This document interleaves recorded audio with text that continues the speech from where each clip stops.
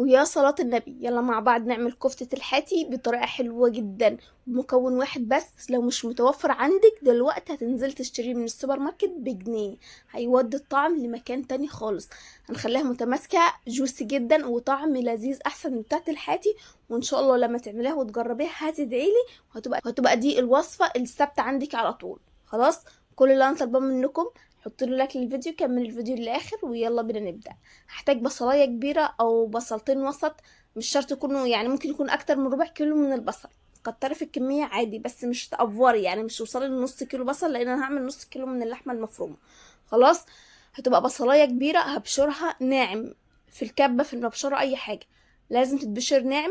وبعدين هاخدها وهصفيها من الميه بتاعتها تماما. صفي بشاش على قد ما تقدري، الشاشه هتبقى اضمن واحسن ليكي من انتي مثلا تضيعي الطفل في الميه وانتي بتعصري بايديكي او الكلام ده كله. فالشاشه احسن حل ليكي، هتعصريها كويس جدا، هتاخدي الطفل بتاعك وهتركني الميه بتاعت البصل دي على جنب. تمام. بعد ما هصفي البصل كويس من الميه هرجع واخد البصل ده تاني في الكبه.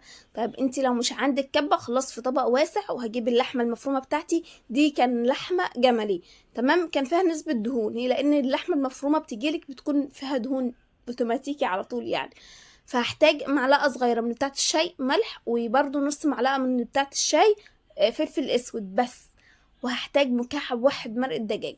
حد هيقول لي ايه اللي جاب مرقه الدجاج للحمه؟ جربي وادعيلي. يعني الطريقه دي حلوه جدا جدا. ومكعب المرقه دي عباره عن توابل بيديكي طعم حلو جدا جدا.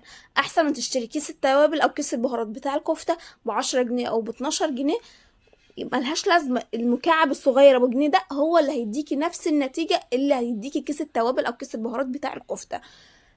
جربيها حتى لو في ربع كيلو من اللحمه المفرومه وشوف النتيجة. خلاص، هنحط الملح والفلفل الاسود ومكعب مرق الدجاج عليهم معلقتين كبار من النشا عشان يمتص لو اي سوائل فيها ويفضل متماسكه مع نفسها كده وتبقى جميله معاكي.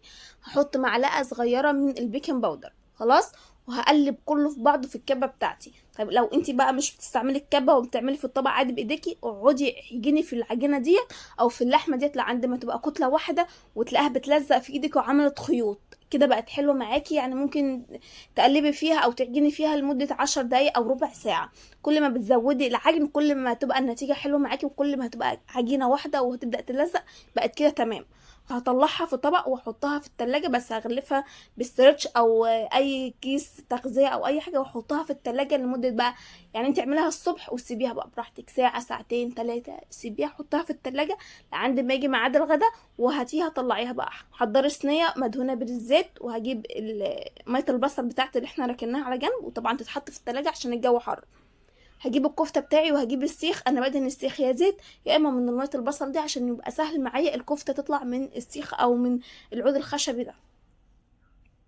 اول حاجه خالص انا هجيب دايره كده من اللحمه المفرومه قد مثلا برتقانيه صغيره او ليمونه كبيره مثلا. وبعدين هبدا اكورها بايدي، اشكلها الاول شكل الكره بايدي واخليها ناعمه شويه. وبعدين هبدا اصبعها في السيخ بتاعي.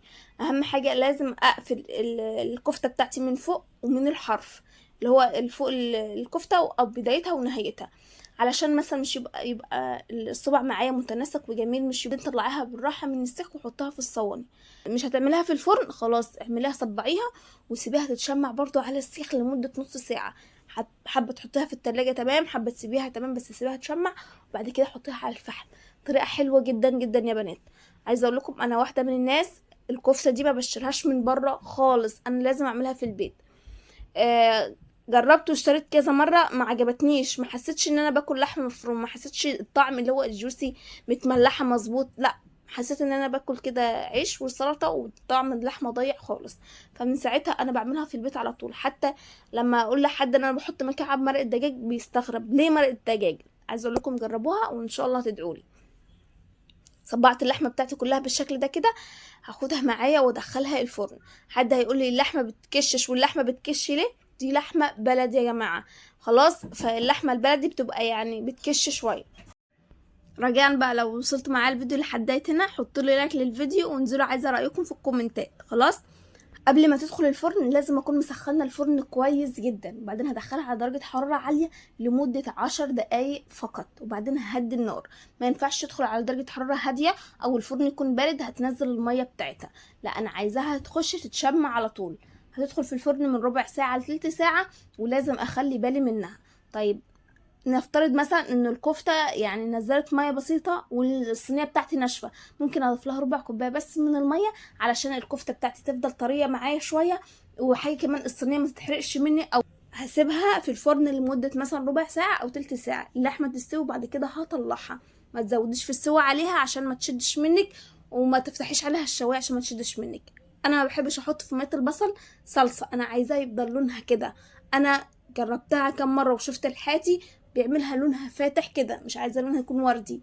خلاص، عايزة تحطي فحم تمام، عايزة تسيبها زي ما هي كده بتبقى احلى واصح تمام، شوفي اللي يريحك اعملي. طبعا احنا الفحم مش بنستعمله كل يوم، او نعرض الاكل للفحم على طول، ده هي ممكن مثلا لما بتعملي الكفتة دي مرة في الشهر او مرة كل 15 يوم، مش فيها حاجة.